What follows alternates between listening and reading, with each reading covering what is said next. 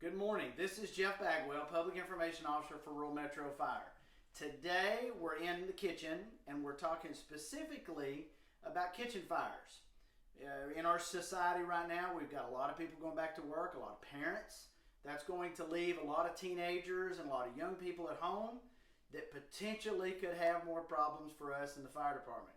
So today what we're going to do is we're going to show you what maybe a typical teenager might act like while he's trying to prepare some food on the stove. And then we're going to do it the right way. We're going to let you see the before and the after. Okay, so hang with us and enjoy the video.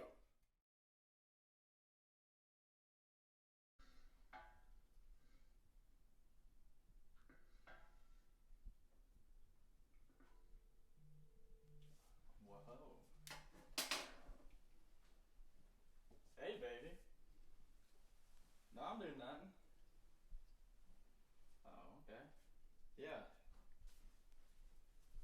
That's pretty cool.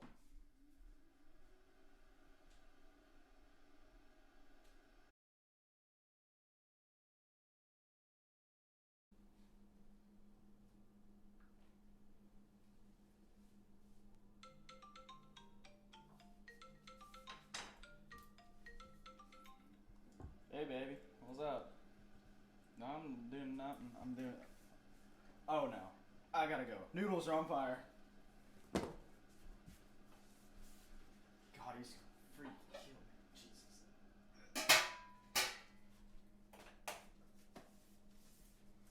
Okay, this is Jeff Bagwell back with you after you've seen two videos, one done incorrectly when the young man got distracted, and the second one was when he actually did it right.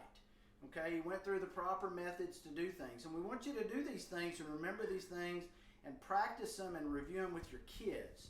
Got to remember, you as an adult may be going back to work in a couple of weeks, but your kids are still home, not only for the rest of what would be a school year, but they're there the whole summer. So they have to cook, they have to eat, they have to do things on their own. So we want you to review that with your kids, okay? But let's go back and look at these two videos. In the first one, we did it incorrectly for a reason. We wanted you to see the right way to do it. So let's only look at the correct one, okay?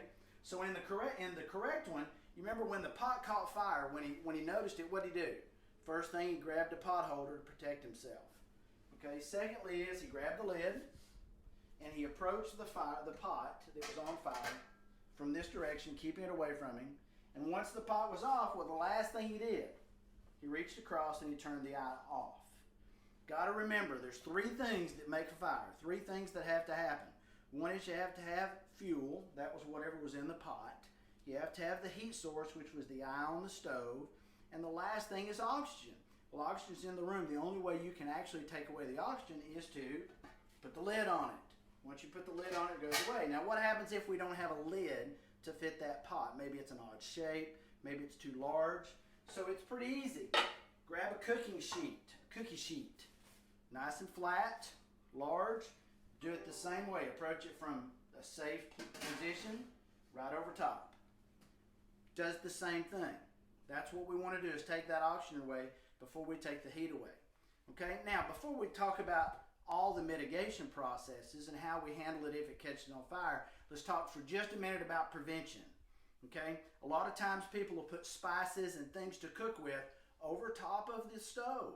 That's a very, very bad spot because I have to reach over whatever's cooking, and whatever heat source is down here, my sleeve now, my arm is now subjected to those superheated temperatures. We want you to put those spices and those things you need on each side of the stove, not over it. The second thing is sleeves, okay, loose fit clothing.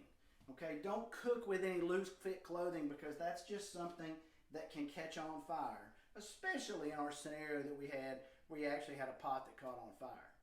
All right, so those are just some things to remember for a prevention side. Now, when you talk about an actual fire, you can use a fire extinguisher that you may have at home, and that's certainly okay, and we want everybody to have an extinguisher in your house, and we want you to be good at it. Not water.